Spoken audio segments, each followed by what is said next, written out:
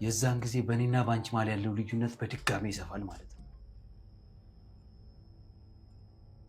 ይሄ ለእኔ ግድ የሚሰጠኝ ይመስላል። ሰላማዊ ህይወትሽን ከፈለግሽ እንደማታደርጊ በጣም እርግጠኛ ነኝ። በጣም ብዙ ሚስጥሮችን እንደማወጣ እርግጠኛ ነኝ። በጣም ጥሩ። በዛውም በወድሽ ያለው ጽንስ የኔ እንደሆነ ነገር ታማኝ ሚስቱ እንዳልሆንሽ የሚወቅ በዛውም መቀበሪያሽን ቆፍር። እሺ? የኔ መቀበሪያ ሲሆን እኔ ለአንተ መቀበሪያን ቆፍርላለሁ። ሮቤል አትጠራጠር፣ እደፋለሁ። ይህንን ዋቅ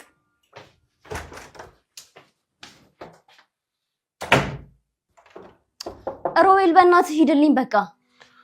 አደና ነኝ። ሎና ክፈችልኝ። አድና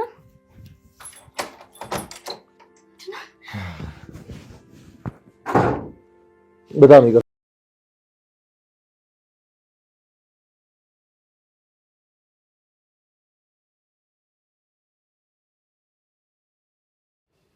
የሁለት ወንድማማቾች ፉክክር እየተባባሰ የመጣው የሉሃና ድራማ እነሆ ተለቀቀ።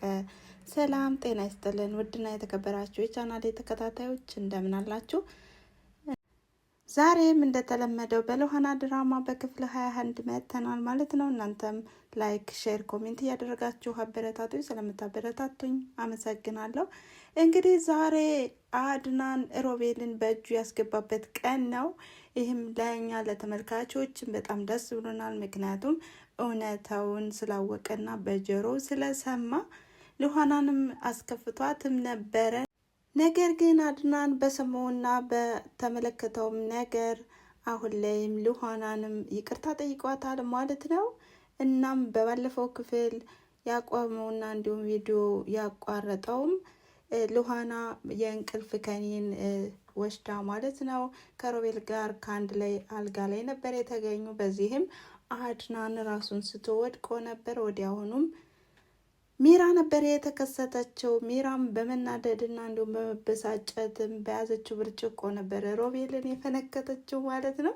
እና በጣም ትርምስምሱ የወጣበት ክፍል ነበረ። በዚህም አድናን ራሱን ሲስት ሚራም በወቅቱ ደንግጣም ነበረ።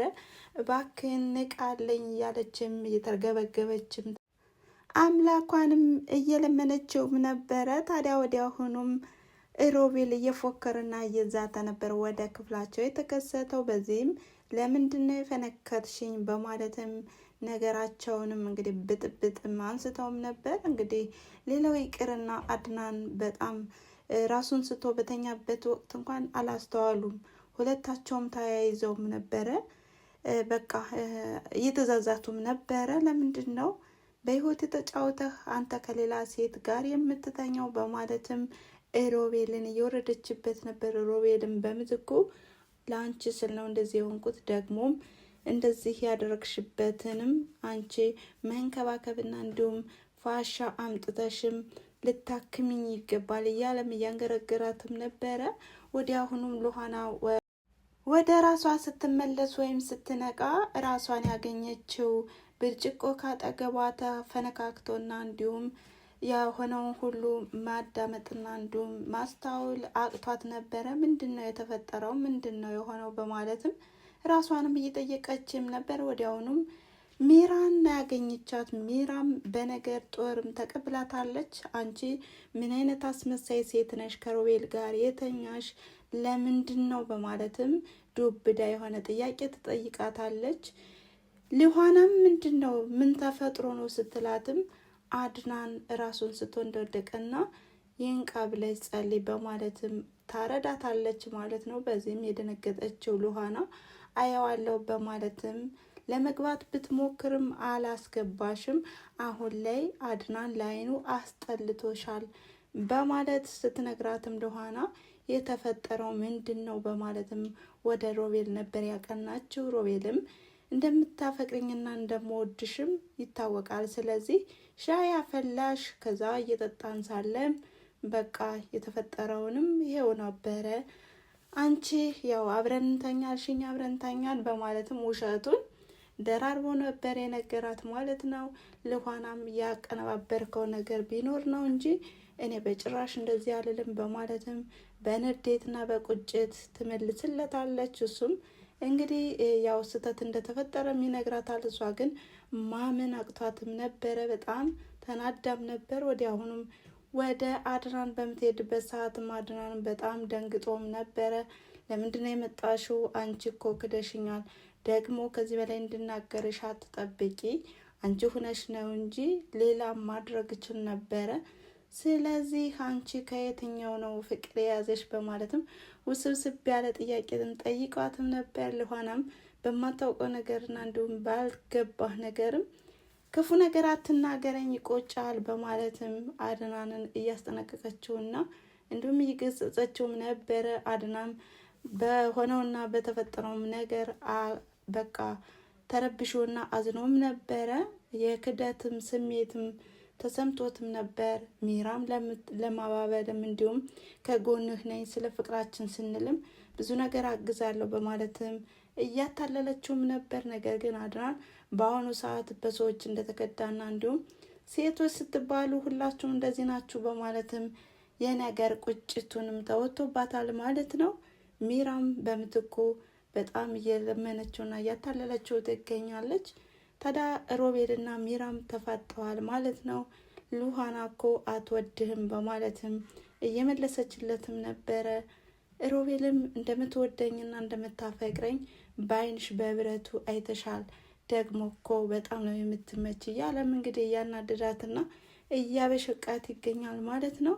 ታዲያ በዚህም መካከል ነበረ ብርጭቆውን ለማጠብ ስታይም የእንቅልፍ ከኔን እንደወሰደችም የተመለከተች ሚራ በጣም ተናዳም ብርጭቆን ወደ ሮቤል ወስዳም አሳይተውም ነበር። ታዲያም ለምንድን ነው የእንቅልፍ ከኔን የሰጣት? እሷ እኮ የማታውቀውን ነገር ነው ያስገባት። ደግሞም እሷ ልቧ ንጹህ ነው፣ እሷ አትዋሽም፣ እውነቷን ነው ማለት ነው በማለትም ሮቤል ልክ ልኩን ስትነግረውም በውጭ ሆኖም አድናንም ይሰማ ስለነበር ሚስጥራቸውን በሙሉም ሰምቷል ማለት ነው። ታዲያ ይህንንም ሁሉ የእንቅልፍ ከኔን እንደሰጣትና ራሷን ስታ እንድትወድቅ ያደረካት አንተ ስለሆንክ እኔ ለአድናን እናገራለሁ በምትልበት ሰዓትም አድናንም ቢሰማም ችግር የለውም አያምንሽም፣ ደግሞም ከተናገርሽ የኔ ልጅ እንደሆነም በሆድሽ ውስጥ ያለው ጽንስም የኔ መሆኑንም ንገሪልኝ በማለትም እንግዲህ ይሄን ነገር ሲናገር አድናን በወቅቱ ሰምቶም ነበር። ወዲያውኑም ለሉሃና ይቅርታ ለመጠየቅ ነበር ወደ ሉሃና ክፍል ሄደው። ታዲያም ይቅርታ ከጠየቀ በኋላም አሁን ላይም ከሮቤልና ከሚራም ራሷን እንደሚጠብቃትና እንደሚንከባከብላትም ቃል ገብቶላታል ማለት ነው። በዚህም ያው አድናን ሰዎችን አከብራለሁ፣ ደግሞም ሰዎች እንዲነኩኝ አልፈልግም፣ ፈሪ አይደለሁም በማለትም ከሮቤል ጋርም ዝቶም ነበረ። ለሮቤል ዝቶበትም ነበር። እንዴትና ምን ማድረግ እንዳለብኝ ልክ አስገባዋለሁ በማለት በዛቻ እየተናገረም ነበረ። ወዲያውኑም እንግዲህ አይተኛምና አስመሳይና ውሸታም ሰው አሁን ላይ ሮቤል ክፍሎቹን በሚያስስበት ሰዓትም አድናን በፎከረው መሰረት ይዘዋል ማለት ነው። ወዲያውኑም እንግዲህ ከሚፈልግበት ቦታ ይዞ እያናዘዘውም ነበረ። ይሄው ታናሽ ወንድሜ ዛሬ ቀኑ የኔና ያንተ ነው እያለም የሰማውን ሚስጥርና እንዲሁም ያደረገውን ነገር እስካሁንም ድረስ የበደለውን በደል ሊያስቆጥረውና እንዲሁም ሊካስበት በአድናን እጅ ነው ማለት ነው። ሮቤል በጣም ደስ የሚል ክፍል ነው ማለት ነው የዛሬው ክፍል። እናንተስ ምን ተሰማችሁ ስለ ሮቤልና ስለ አድናን ግንኙነት ማለት ነው? ሀሳብ አስተያየታችሁን በኮሜንት መስጫ ላይ አስቀምጡ እያልኩኝ የዛሬ የነበረን ቆይታ ይህን ይመስል ነበረ። ስለተከታተላችሁኝና አብራችሁ ስለቆያችሁ ከልብ አመሰግናለሁ። መልካም ጊዜ። ቻው።